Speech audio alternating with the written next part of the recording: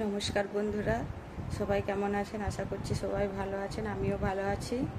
সবাইকে দশমীর শুভেচ্ছা। আজ সকালে রান্না বান্না শুরু করব। আজকে রান্না হবে ফুলকপি চিংড়ি।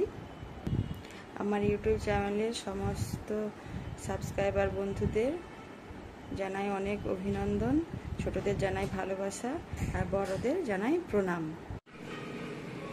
আজকে আমি রান্না করব ফুলকপি চিংড়ি, তাই জন্য এখানে ফুলকপি আর চিংড়ি মাছ নিয়ে নিয়েছি। আর রান্না করব লাউ শাকের চচ্চড়ি। এখানে আমি ভাত বসিয়ে দিয়ে এখন আমি চিংড়ি মাছগুলোকে ভালো করে বেছে নেব আর ফুলকপিটা কেটে ধুয়ে পরিষ্কার করে নেব। মাছটা আমি ধুয়ে নিয়েছি, এবার নুন হলুদ মাখিয়ে নিচ্ছি। নুন হলুদ মাখিয়ে রেখে দেব।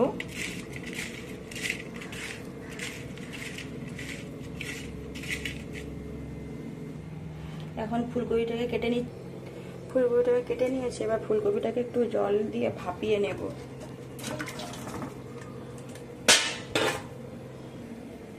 এর মধ্যে আমি একটু হলুদ দিয়ে দেব, অল্প একটু হলুদ আর একটু দিয়ে লবণ দিয়ে দিলাম। এখানে ফুলকপিটা ভাপানো হয়ে গেছে, আমি নামিয়ে নিয়েছি। কড়াইয়ে তেল দিয়ে দিয়েছি। আলুগুলো নেড়ে আলুগুলোকে ভালো করে ভাজা করে নেব। আলু ভাজা করে তুলে নিয়েছি। এবার কড়াতে আমি ফুলকপিগুলো, এখানে আমি মশলা জেনে নিয়েছি, আদা রসুন পেঁয়াজ টমেটো। ফুলকপিও ভাজা হয়ে গেছে, এগুলোকে আমি এবার নামিয়ে এখন মাছগুলোকে আমি এক এক সব ভেজে নেব।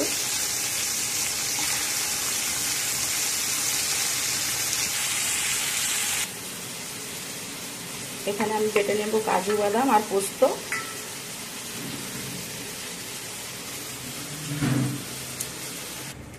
এখানে আমার চিংড়ি মাছগুলো ভাজা হয়ে গেছে, এগুলো নামিয়ে একটা প্লেটের মধ্যে আমি তুলে নিয়ে কড়াতে একটু তেল দিয়ে দিয়েছি। দিয়েছি গোটা জিরা, ফোড়নে দিলাম লঙ্কা, এলাচ লবঙ্গ দারচিনি, পেঁয়াজ দিয়ে দিয়েছি।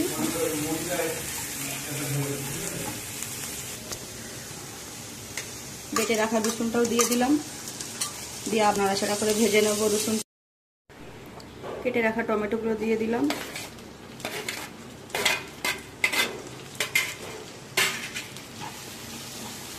টমেটোটা নরম করার জন্য আমি একটু লবণ দিয়ে দিলাম।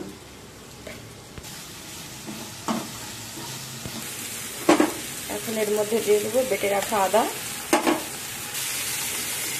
দেওয়ার পর সব একসাথে আরো ভালোভাবে নাড়াচাড়া করে মিশিয়ে নেব।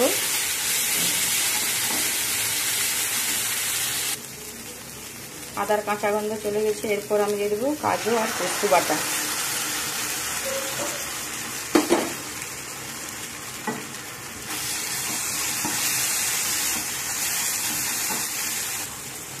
কাজু আর পোস্ত দিয়ে ভালো করে মশলাটাকে আমি কষিয়ে নেব।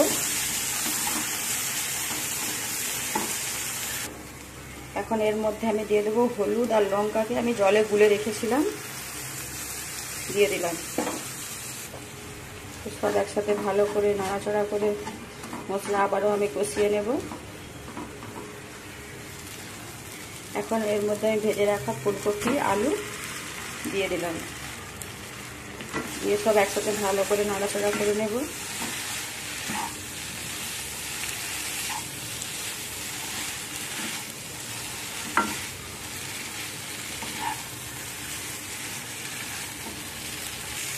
ভালোভাবে কষানো হয়ে গেছে। এর মধ্যে আমি এবার দিয়ে দেবো জল।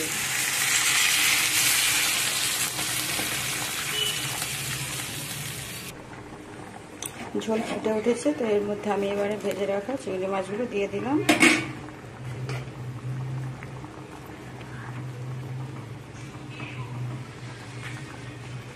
আরও কিছুক্ষণ ফুটিয়ে নেব চিংড়ি মাছগুলো দেওয়ার পরে।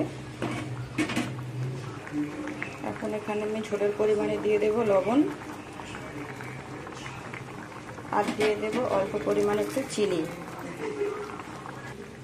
তো আমাদের এটা তৈরি হয়ে গেছে। তো এখন এর উপর থেকে আমি ছড়িয়ে দেবো কিছুটা ধনে পাতা ছড়িয়ে নামিয়ে নেব। আমাদের ফুলকপি চিংড়ি একদম রেডি। এখন এটাকে আমি নামিয়ে নিচ্ছি। ফুলকপি চিংড়িটাকে আমি নামিয়ে নিয়েছি। দেখেছেন কত সুন্দর দেখাচ্ছে।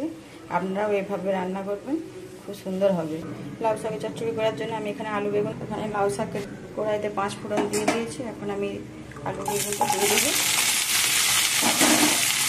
আর এর মধ্যে আমি দিয়ে দেবো কাঁচা লঙ্কা।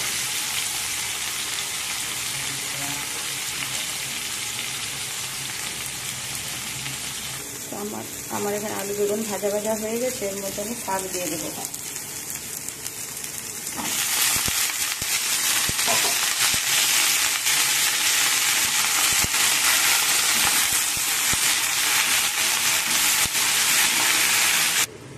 আর আমি এখানে বানাবো যে চালতার চাটনি। তো চালতাটাকে আমি এখন কেটে নেব। এর মধ্যে আমি হলুদ গুঁড়ো, লঙ্কা গুঁড়ো, জিরে গুঁড়ো দিয়ে দিয়েছি। ভালো করে নাড়াচাড়া নেব।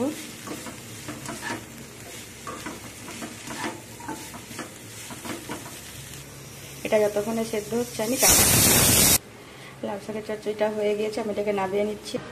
এখন আমি চালতা চাটনি করবো, তার জন্য আমি কয়েকটা লঙ্কা দিয়ে দিলাম, আর দিয়ে দিলাম কালো সরষে। একটু নাড়াচাড়া করে ভাজা ভাজা করে নেব।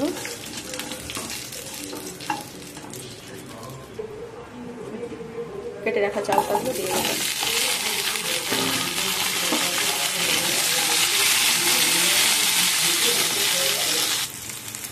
একটু নুন দিয়ে দিয়েছি। চালতাগুলোকে ভালোভাবে নাড়াচাড়া করে নেব।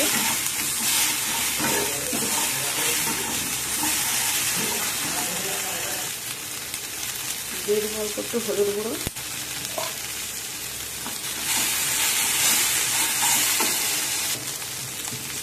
দিয়ে দেবো একটু লঙ্কা গুঁড়ো। একসাথে সব ভালো করে নাড়াচাড়া করে জল দিয়ে দেবো। জল দিয়ে দিয়েছি, এবারে সেদ্ধ হতে থাক। দশমীর দিন কীরকম বৃষ্টি হচ্ছে দেখুন বন্ধুরা। চালতাগুলো ভালোভাবে সেদ্ধ হয়ে গিয়েছে, এই দেখুন। তো এর মধ্যে আমি এখন দিয়ে দেবো গুড়।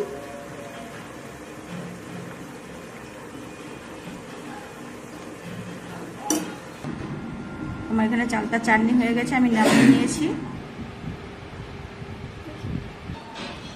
আমাদের খাওয়া দাওয়া আরম্ভ হয়ে গিয়েছে। তো আমার আজকের ভিডিও আপনাদের কেমন লাগলো জানাবেন, লাইক করবেন, সাবস্ক্রাইব করে পাশে থাকবেন। নমস্কার।